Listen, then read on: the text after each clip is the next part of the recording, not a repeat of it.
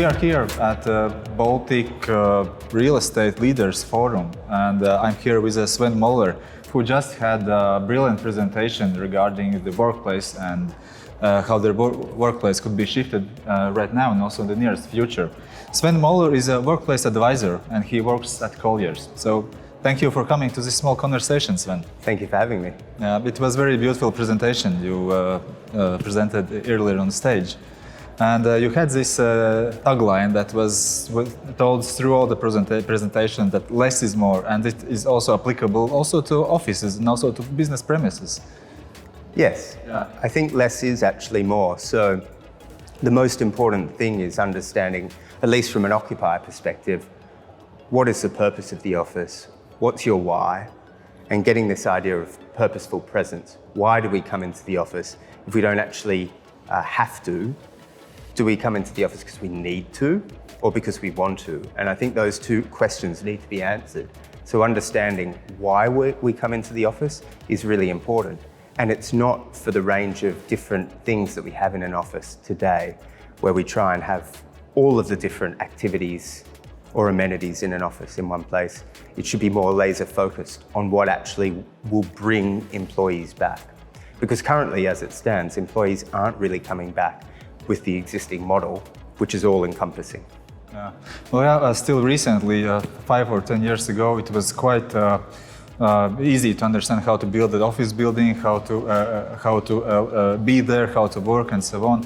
And now also, after this post-pandemic events and all those activities, many businesses are actually trying to look and solve this problem. And also many companies are trying to look for some, let's say, some easy answers. Yeah. And but how this, from your sense and from your experience, are there some elements and some things that are applicable actually to all the businesses?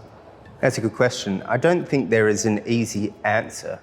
I think it needs to, and I'd almost reframe the question is, it's not an answer, but it's a process.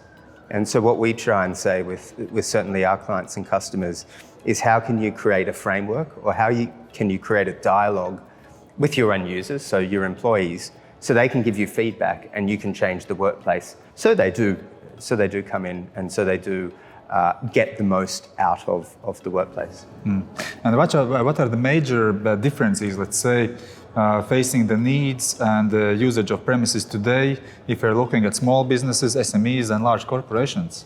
Yeah, I think that's also a really interesting aspect and you'll find, well, at least we find with a lot of our clients and our accounts is they'll have a combination of very large or sort of headquarter style offices, but they'll also have smaller regional or in smaller city locations, maybe for 50 or 100 people.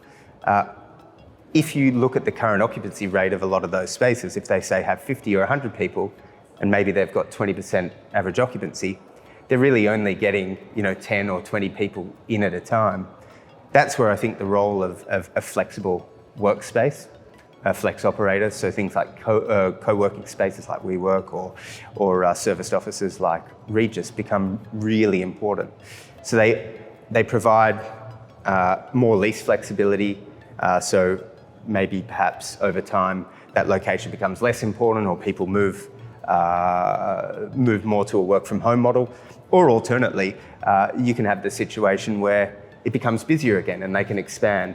And it gives you that sort of lease flexibility, albeit at a higher cost. So most of the smaller sites, I'd say sub 50 or sub 100, are going into those sort of co-working or serviced office environments, at least certainly in the UK. Yeah, well, yeah, it was also interesting, your presentation, as it had actually two parts. The first part, you were focusing on today's needs of the business and companies, and afterwards you turned out what to do landlords when those premises are actually less occupied. Yeah. And your offer was regarding this flex operation. Yeah, so I think we call it core and flex. And so looking at it from a tenant or an occupier side, it gives them the ability to expand and contract. And I think in an uncertain world where we're not sure how people are going to return and how often they're going to return to the office. Also, there's a lot of global uncertainty, economic, social and military aspects as well.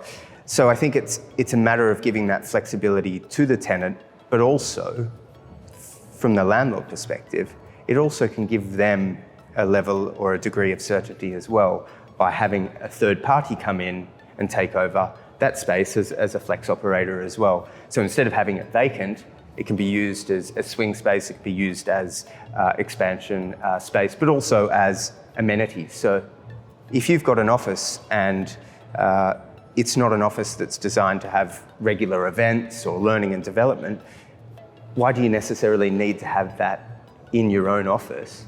You can rely on the building or the neighborhood to do that. And regarding this flex operation system, so some might argue that in order to secure all those different sorts of activities and all those different sorts of new amenities, maybe we can call them like those, would mean that also those landlords will need to have more resources in administration. Yeah, I think that's an interesting question, and of course, perhaps being a little bit provocative to set up a discussion around it. I think there's sort of two components. Are you pushing it to the landlord, or are you pushing it to the neighbourhood? And importantly, are you actually providing that, or are you becoming a connector of that as a landlord? And I think there's multiple options there.